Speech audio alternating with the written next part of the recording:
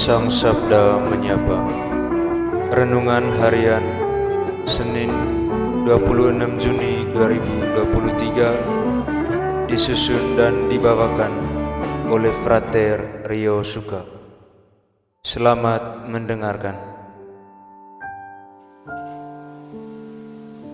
Saudara-saudari yang terkasih dalam Kristus Tuhan, sebelum memulai renungan kita pada hari ini, marilah kita mengawalinya dengan tanda kemenangan Kristus. Dalam nama Bapa dan Putra dan Roh Kudus. Amin. Renungan kita pada hari ini berjudul Tobat itu Obat. Saudara-saudari yang terkasih dalam Tuhan, kisah Injil hari ini berbicara perihal menghakimi. Yesus memberi sebuah gambaran yang jika kita telaah akan sangat menyentuh hati kita. Tuhan Yesus memberi sebuah teguran keras lewat sapaan yang begitu lembut. Ia berbicara kepada kita tentang realita hidup yang sangat nyata di kehidupan kita. Ia melihat dengan kacamata ilahinya suatu kultur hidup yang salah di antara kita umat yang ia cintai. Saudara-saudari yang terkasih dalam Tuhan, pengalaman hidup bersama sering membawa kita kepada sebuah cara hidup yang salah. Kita cenderung menjadi orang yang rentan mencari kesalahan orang lain dan mempersalahkan orang lain. Ada banyak pengalaman hidup yang menjadi bukti kita terjebak pada fenomena di atas. Akibat ketamakan dan keegoisan diri, kita cenderung menyalahkan orang lain hampir dalam setiap perjalanan hidup di dunia ini.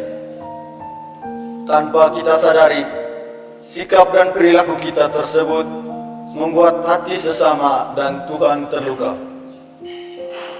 Beban salib yang dipikul oleh Tuhan Yesus terasa lebih berat karena ulah laku kita.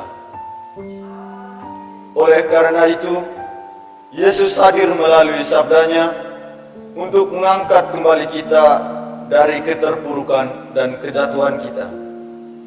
Ia mau agar kita meninggalkan cara hidup yang salah, secara khusus kebiasaan menghakimi sesama. Kita diajak oleh Yesus untuk menurunkan, bahkan menghilangkan kesombongan dan keegoisan yang ada dalam diri kita. Kita dituntut dan dituntun olehnya untuk bersikap lebih rendah hati. Kerendahan hati kita harus nampak pada sikap dalam setiap perbuatan kita sehari-hari. Rendah hati untuk tidak menilai sesama dan tidak menyalahkan orang lain. Tidak menjadikan orang lain sebagai subjek dari segala kesalahan dan dosa kita adalah bukti bahwa kita adalah pribadi yang rendah hati. Saudara-saudari yang terkasih dalam Tuhan, di akhir renungan ini, marilah kita bersatu dengan Yesus dalam satu cara hidup yang lebih baik.